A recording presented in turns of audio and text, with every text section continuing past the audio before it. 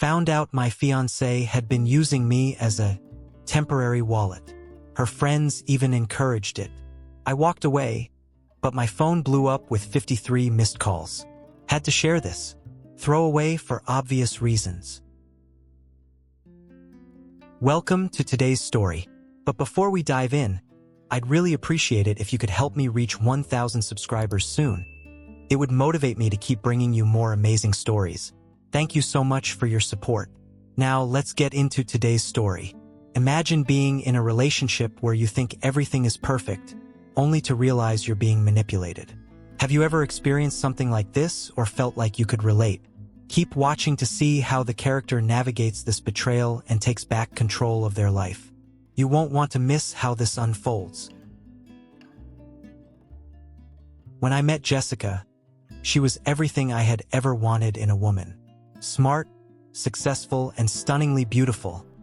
She had the kind of presence that would light up any room.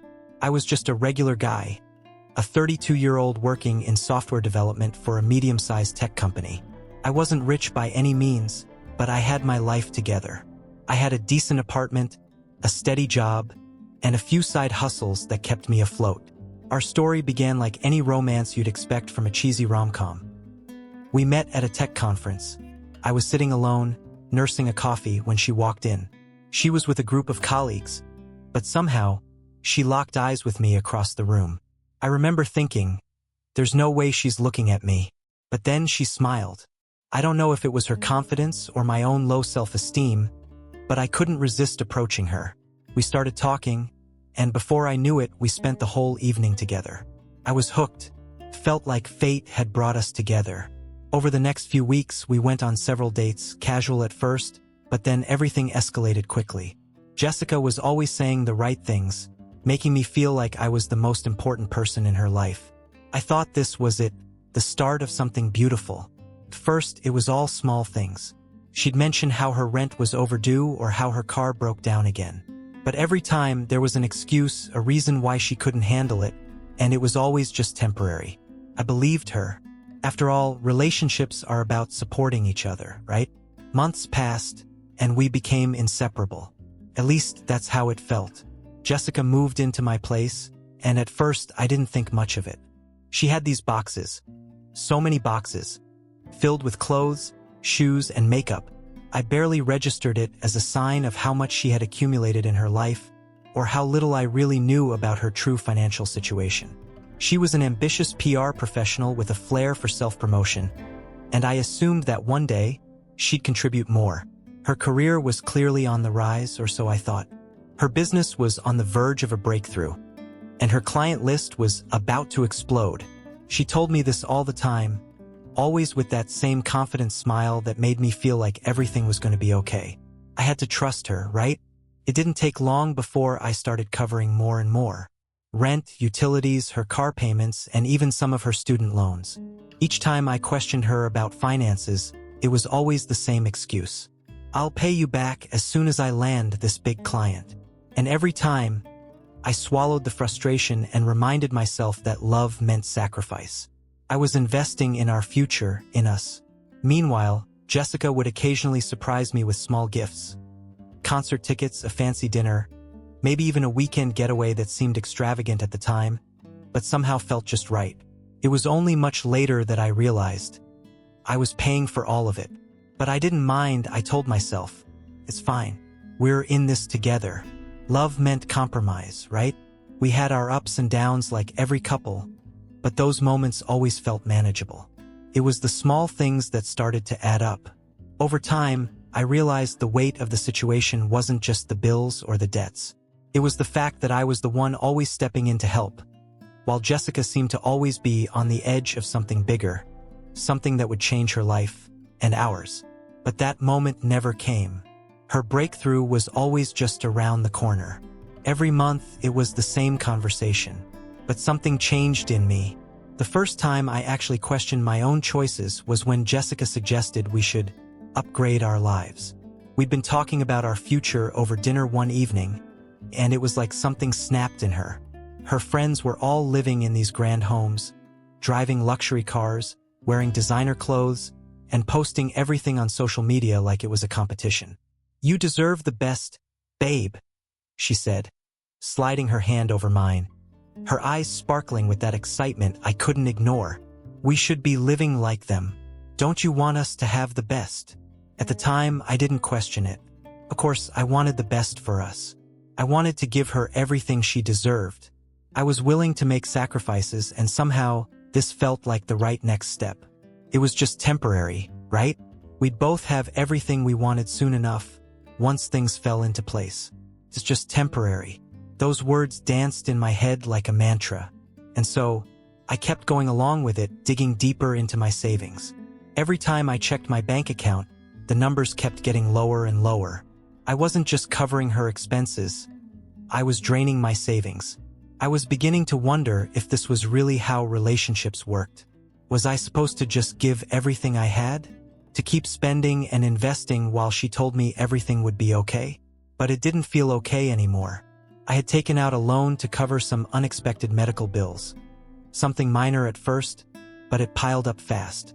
Jessica, of course, didn't really bat an eye when I told her. In fact, she barely even seemed concerned. The following week, we were talking again about buying a new couch for the living room. One of those expensive designer pieces she'd been eyeing for weeks. The couch was beautiful, sure, but as I stared at the price tag, I began to feel something stir inside me. This wasn't just about a new couch or a better life. This was about whether I was willing to keep digging myself into a hole just to satisfy her dreams. The turning point came when Jessica suggested I get a bigger, more expensive car. "Your car is fine," she'd say, "but it's not an image car. Don't you want to show people who you are? We should get something better. It's just an investment, baby. I'm telling you, it's time we upgrade." I kept telling myself, it's fine. Just a little more time. Just a little more push. And somehow, it would all be worth it. But as I looked at the numbers in my bank account, I realized something I hadn't wanted to see before. I wasn't just sacrificing for our future. I was living in a fantasy, one that I was paying for with the money I no longer had. The first time I truly felt the weight of it all was when Jessica casually mentioned that she wanted to go on a spontaneous trip to Paris. "It's just a few days and it's important for my work," she said, trying to sell it as a work trip. Even though we both knew it was more about keeping up with her image than anything. Paris, a city I had always dreamed of visiting. I had to take out another loan to cover the flights and expenses. At that point, I couldn't even keep track of how much I had borrowed. My savings were non-existent, and my credit card bills were piling up faster than I could pay them off. By this time, I started feeling like a ghost in my own life. I wasn't living anymore. I was just existing. I wasn't pursuing my own dreams anymore. I was too busy covering for hers. Jessica had this perfect life that she presented to everyone. Social media was her stage, and I was her supporting actor. Only I wasn't getting any recognition for my role. As the bills grew and I found myself working longer hours, trying to compensate for the hole I was sinking into, I started resenting her. Not because of the money, though that was a huge part of it, but because of the way she made me feel. She didn't need me. She wanted me for what I could provide. And that realization hit me like a ton of bricks. This was no longer a partnership. It was an unbalanced relationship where I was being used, not loved. When I finally spoke up about it, about how I felt stretched thin, Jessica dismissed me. "You're just stressed, babe," she said with that smile that could melt anyone. "You always do this when you're overwhelmed. You're doing great. We just need a little more time to make it work. Just a little more time." It wasn't that her words were lies. It was that they were empty. Empty promises. Empty dreams. And I was getting tired of chasing them. One night, Jessica and I were having dinner at a fancy restaurant when I decided to take the plunge. The ambience was perfect, and I could feel the weight of the moment. The soft glow of candlelight reflected off her sparkling eyes as we laughed and shared stories. Felt like everything was falling into place. The place was beautiful, the wine was flowing, and I was ready to do it. I reached into my pocket, pulled out the ring, and asked her to marry me. She gasped, tears instantly welling up in her eyes. She cried, but there was something different about the way she cried. Was it genuine joy, or was it relief? Her eyes darted to the ring, and in that split second, I wondered if she was more excited about the commitment or the symbol of it. But in that moment, I pushed those thoughts aside. Before we'd even finished our dessert, she whipped out her phone and posted the news to social media, tagging me in the post. I said yes, in bold letters. The world was going to know that we were getting married. The excitement and joy were palpable, and for a while, I was convinced that this was everything I had dreamed of. She was the one. She was the one I was going to spend the rest of my life with. But then things didn't slow down. If anything, they accelerated. The planning began, and what was supposed to be a joyous, exciting time turned into a race. One that I wasn't sure I wanted to be in anymore. Our wedding planning began, and it felt like I was watching a slow-motion disaster unfold. Jessica hired her college friend, Kayla, to be our wedding planner. Kayla had no experience. None. But she was Jessica's best friend. And so, despite not having a single wedding under her belt, she was put in charge. She charged us double what any professional would have asked. But I didn't question it. I trusted Jessica. She said Kayla understood her vision and could bring it to life in ways no one else could. First, everything felt like a dream, until it wasn't. Every venue I suggested was rejected. Every suggestion I made about making the day affordable, practical, or even possible was shut down. "It's not Instagrammable enough," she'd say, rolling her eyes like I didn't understand. "Do you want us to have the perfect wedding or not?" I remember one time suggesting a beautiful garden venue, something serene, something intimate. She shot it down without hesitation. "Too old-fashioned. We need something modern, edgy, something that will blow up on social media." I was starting to feel like the wedding wasn't about us. It was about a picture, a perfect moment for the world to see. Finally, after weeks of searching, we booked a venue. It wasn't anything like I had imagined. It was a warehouse next to an actual working factory. The cost? Through the roof. But Jessica wanted it because the lighting was perfect for pictures. When I asked about the cost, she shrugged. "It's all about the memories," she said, dismissing any concern I had. "We can always make more money later." That was her response to everything. Spend first, worry later. But the reality was sinking in. I was the one footing the bill. All of it. There was no later. There was only the mounting credit card debt, the bank loans I had to take out to keep up, and the nagging feeling that this wasn't the future I had imagined. It felt less like a union of two people and more like an expensive show I was paying to put on. The pressure mounted. Jessica was still convinced that everything would come together. Every time I brought up finances or the growing debt, she would tell me, "Once my business takes off, everything will be fine." I wanted to believe her. I had to believe her, because the alternative was too painful. The thought that everything I was sacrificing, my savings, my time, my energy, was for something that might never come to fruition. I couldn't stomach it. But Jessica wasn't just content with the venue. She also convinced me that we needed to upgrade the engagement ring. The ring I had spent months saving for, the one I was so proud to present to her, suddenly wasn't enough. She wanted something more custom, something more unique. I didn't understand. Wasn't the ring just a symbol of our love and commitment? But no, she had a vision, and if it wasn't perfect, it wasn't good enough. I thought I was doing the right thing by fulfilling her dream of having the perfect engagement ring. It seemed like the least I could do for the woman I loved. I found a jeweler she knew, a high-end designer who could make exactly what she wanted. Of course, I didn't have enough saved up for it, so once again, I dipped into my savings. The more I gave, the more she wanted. It wasn't just about the ring anymore. It was about everything. The flowers had to be perfect. The catering had to be 5-star. The bridesmaids' dresses had to be the best brand. And I was the one paying for it all. She'd tell me, "Don't worry, baby, this is going to be worth it. We'll look back and remember how amazing it all was." But I wasn't sure I could remember it all if I was too far in debt to ever feel free again. By the time we were 6 months away from the wedding, I was nearly broke.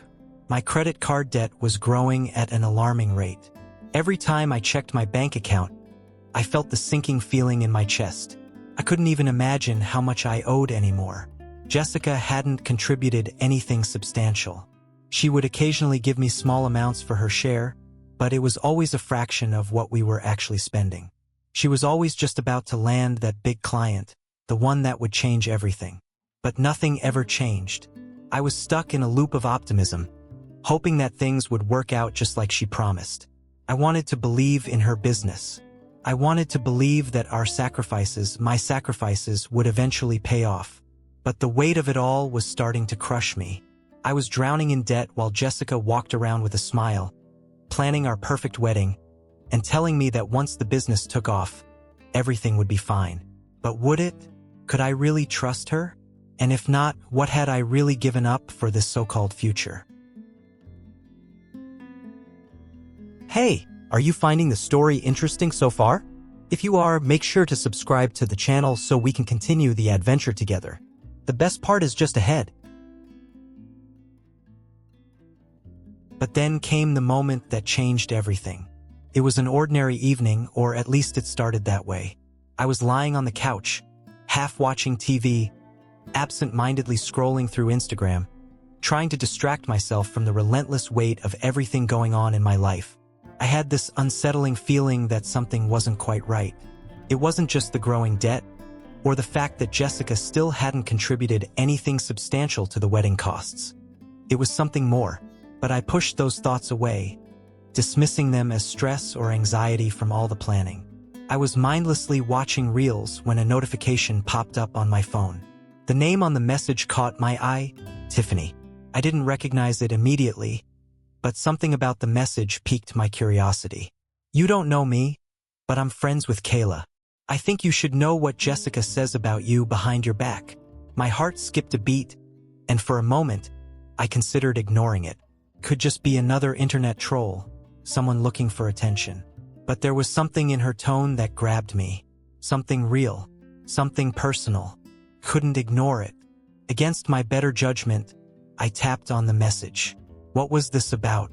I asked her what she meant, fully expecting some vague answer that wouldn't lead anywhere. But instead, she replied almost instantly, her message hitting me like a punch in the gut. I have screenshots of a group chat called Bride Tribe Goals, where Jessica talks about you. She calls you her temporary supportive wallet. I thought you should know. My stomach dropped, and a chill ran down my spine. Temporary supportive wallet? The words echoed in my mind. What was she talking about? My pulse quickened, and my fingers shook as I clicked on the attachment. As the images loaded, my world tilted. There, in black and white, were the screenshots. And there she was, Jessica, laughing about how she could manipulate me into paying for everything. She wasn't just using me.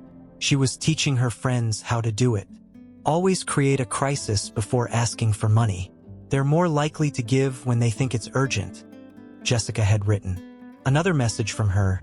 Caleb will never question a big ask, but he'll flip if I ask for something small.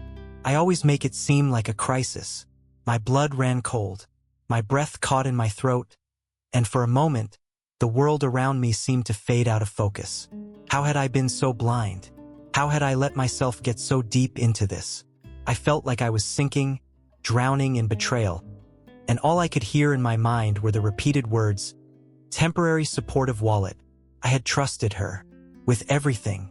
I had loved her. I had believed her promises. I had believed that one day everything would pay off. But now, all I could think about was how she had been playing me all along. I scrolled through the messages, each one more shocking than the last. There were conversations between Jessica and Kayla, and the others, her bride tribe, as they called themselves, about their wedding plans. How Jessica would manipulate her fiancé to get what she wanted. How she would push boundaries, convince me to spend more, and then play the victim when I hesitated. Caleb's such an easy mark. One of the messages read, he'll always do what you ask as long as you make it seem important. The nausea I felt was overpowering. I had been so blind to her manipulations. I had been so naive.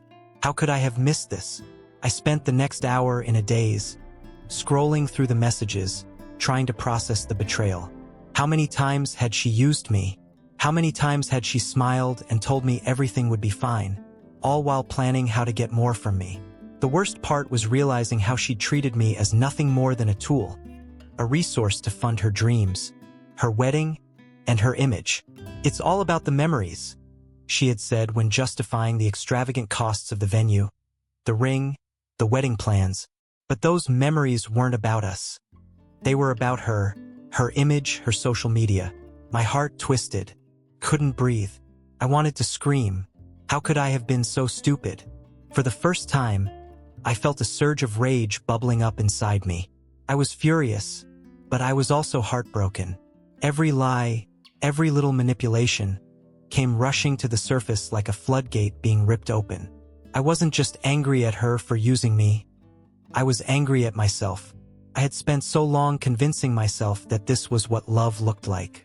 But now I saw it for what it truly was: exploitation. I stared at the screen, my mind racing.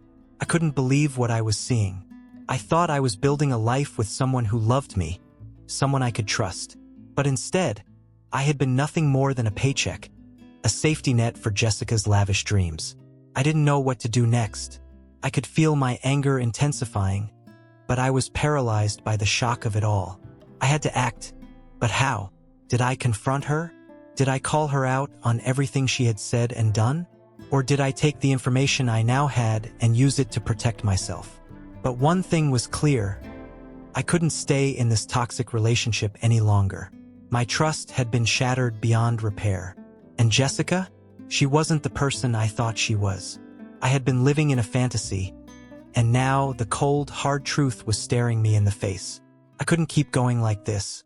I had to make a choice. But as I sat there, reading the messages again, I knew I had to figure out a plan. This was no longer about saving our relationship. This was about saving myself. I knew I had to do something. I couldn't just confront her right away. I needed a plan. I had to make sure she'd never be able to manipulate me again. I wasn't sure what the next step would look like, but I knew one thing for sure. If I didn't take control now, I would keep spiraling down into this abyss of lies and deceit. I had to take back my life. The first thing I did was open a secret bank account at a completely different branch. I couldn't risk her finding out, so I did everything in my power to make it untraceable. I transferred every penny of my savings there. Every last cent I had worked so hard for, gone into a place she could never touch. At the same time, I started gathering evidence. Screenshots of our conversations, receipts for all the extravagant purchases I'd made under her pressure, and the damning messages she had sent to her friends, each one proving how deeply she had used me. I made sure I saved everything, knowing that in case things went south, I'd have proof of everything she had done to me. I spent days holed up in my apartment, looking over all the evidence, organizing it, and carefully planning my next move. It felt like the most deliberate thing I'd ever done. But it wasn't just about the money anymore.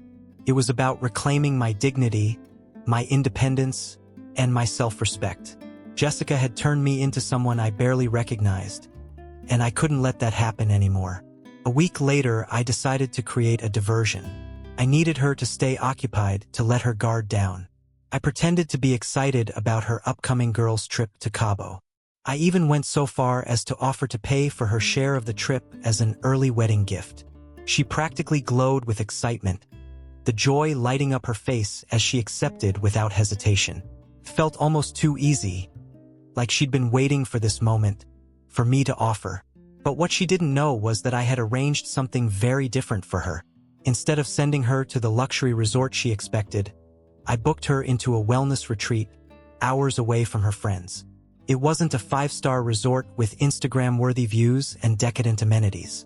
No, this retreat was the opposite of everything she'd been accustomed to.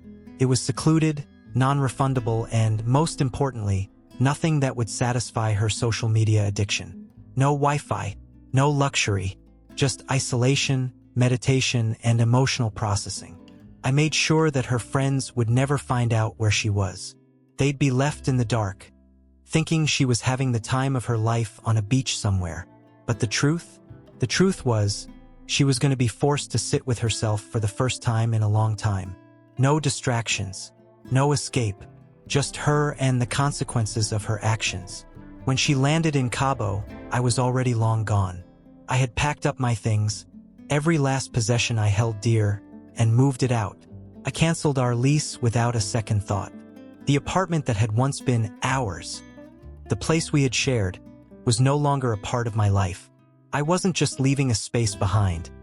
I was leaving behind the last remnants of a relationship that had drained me. I found a new place, far from the chaos and the memories. Somewhere quiet, somewhere I could breathe again. The first night in my new apartment felt like freedom. It was strange, almost surreal. I didn't know what would come next, but I knew that I had taken the first step toward reclaiming my own life. Before I left, I wrote her a letter. It wasn't anything extravagant, just a simple note. I left the keys to the storage unit where I had packed her things, knowing she would have to face the reality of what I had done. The letter wasn't a grand declaration of revenge. It was just the truth laid out plainly. I can't do this anymore. I won't be your wallet any longer. Everything you took from me, every part of myself that I gave to you, it's over. I'm done. I wanted her to know when she finally found the letter that this wasn't just about money. This was about my self-respect. This was about standing up for myself. This was about breaking free from a toxic cycle that had nearly consumed me. By the time she figured out what had happened, it was too late. My phone blew up with messages. Endless texts, calls, and desperate pleas. Some were apologies, others were threats, but none of them mattered. I didn't answer. I didn't owe her an explanation. I had nothing left to say to someone who had manipulated me so completely. Her messages started off as frantic, then turned into anger, but I remained unmoved. The phone rang and buzzed with all her calls, but I kept it on silent. There was nothing left to discuss. She had gotten everything she wanted out of me, and I had given it all away. But now I had nothing left to give. For the first time in what felt like forever, I felt free. I had broken the cycle. I had taken back my life. The weight that had been pressing down on me for so long, the suffocating pressure to please her, to sacrifice my own happiness for her whims, it was gone. I didn't need her. I didn't need anyone who would treat me like I was a resource to be drained. I had learned the hard way that love doesn't require sacrifice at the expense of your own self-worth. Love should lift you up, not break you down. And as for Jessica, she moved on to her next wallet, the next person who would be her financial support system. But this time, she wouldn't find me. She wouldn't be able to use me again. I had learned my lesson, and I wasn't about to let anyone ever treat me that way again. This wasn't just about revenge. It was about taking back control over my life. It was about realizing that my worth wasn't tied to what I could provide for someone else, but to who I was as a person. And that was something no one could take away from me. What do you think? I'd love to hear your thoughts, so feel free to leave a comment below with your feedback or reflections on today's story. Don't forget to hit the like button and subscribe to stay tuned for the next story. Your support means the world to me, and it motivates me to keep sharing more. Thank you for listening, and I'll see you in the next one.